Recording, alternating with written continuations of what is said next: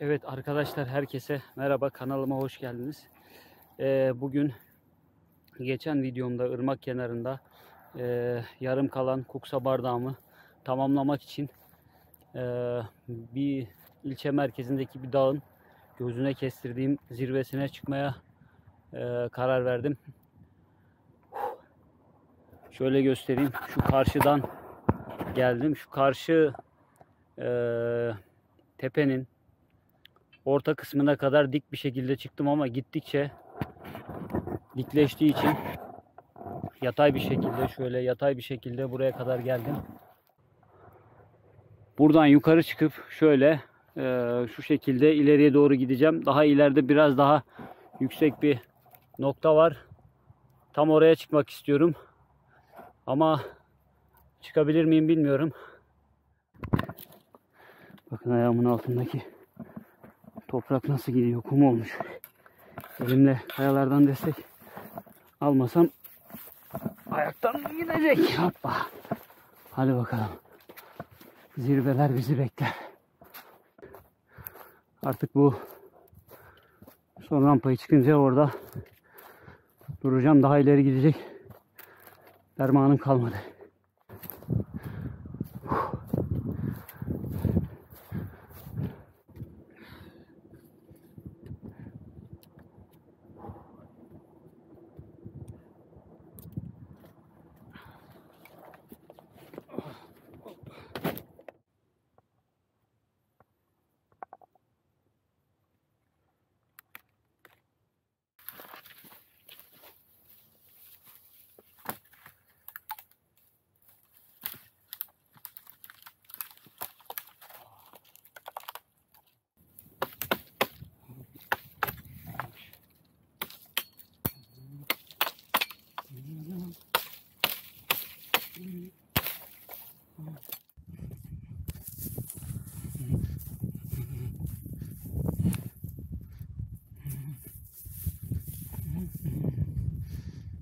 Şuraya oturma yeri yapalım bunlardan ya.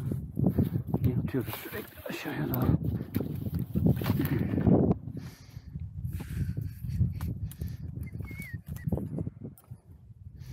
Niye şarkı söylüyorum ben ya? Kafam lazım.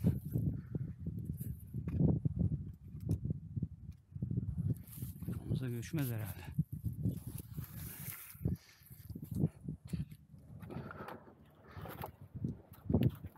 Hoppa.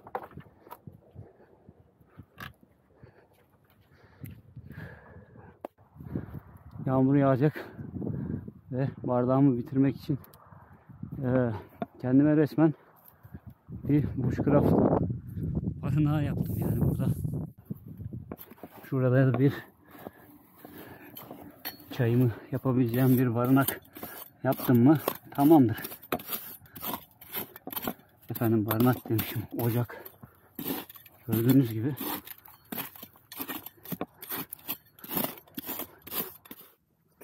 şömine yaptım burada. Yukarıya bir taş daha koyacağım. İşte barınağımız bu hale geldi. Bir de şuradan bakalım. Yağmurda ufak ufak böyle çiseliyor. Şimdi şu üstü biraz daha sağlamlaştırıp ateşimi yakıp bardağımın artık son şeklini vermeye geçebiliyorum. Bakın barınağımız bu şekilde.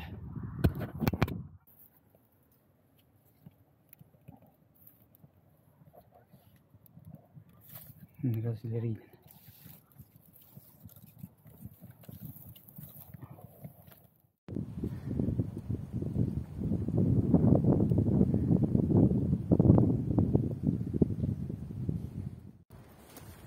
Evet, gördüğünüz gibi arkadaşlar geçen videomda oymaya başladım. Çin oydum fakat kenarlarından sertliğinden dolayı pek bir şey yapamadım. Kuksa bardağımı bu hale getirdim. Törpüleyerek. Şimdi en son şey kaldı. En son zımparası kaldı. Dış zımparası, iç zımparası. Ondan sonra da güzel bir cilasını süreceğim ve kullanıma hazır hale gelecek.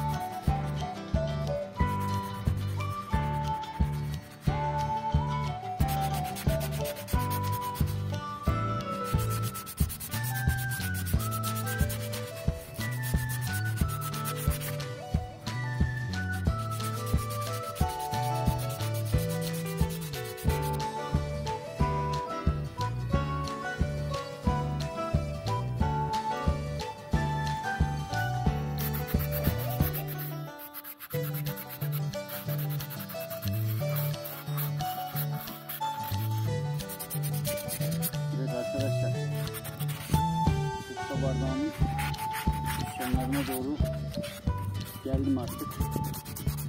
Ufak tefek pürüzler kaldı üzerinde. Ama cilayı attıktan sonra onlar da görünecek gibi durmuyor. Yani dursa bile çok da önemli değil. Çünkü sanayi işi, torna işi bir çalışma değil, bu tamamıyla el yapımı.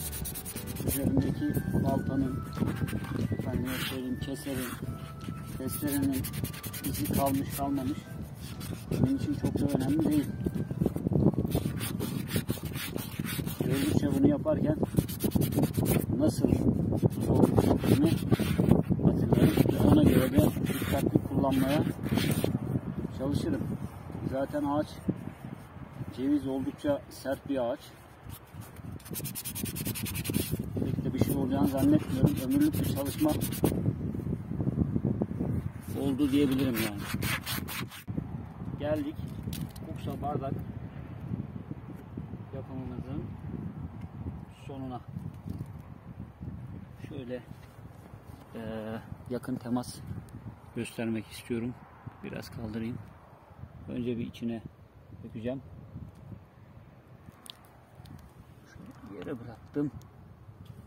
Sakın dökülme. 1 kilosu. Efendime söyleyeyim. Şimdi içinden bir başlayayım şöyle. Ellerim biraz tozlu ama olsun. Nasıl olsa ben kullanacağım. Vay.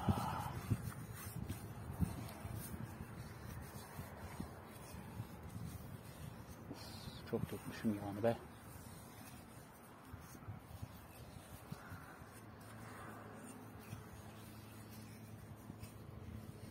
Yağını çok fazla dökmüşüm arkadaşlar. Biraz fazla geldi.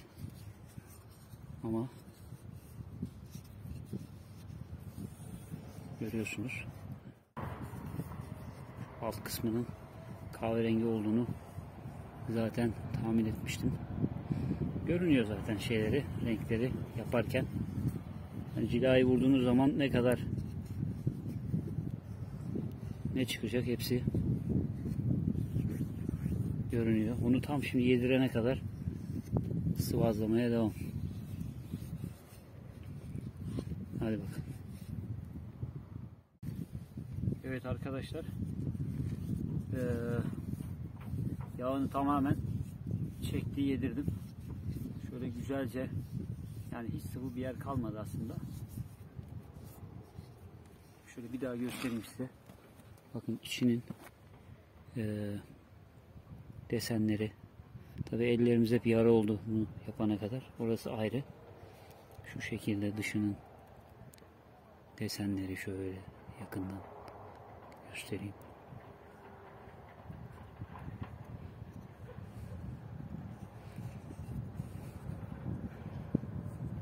Kenarları.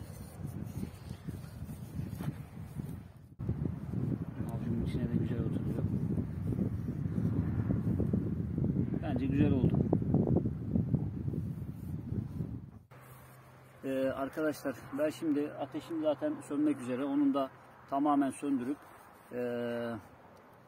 toparlanıp havada kararmadan merkeze doğru yol alacağım. Çünkü çok dik rampalar var. Havanın kararmasına da bir yarım saat kaldı. Anca giderim. Beni izlemeye devam edin. Videomu beğendiyseniz kanalıma abone olmayı unutmayın. Şimdilik hoşça kalın. Daha güzel videolar için takipte kalın. Allah'a ısmarladık. Hoşça kalın.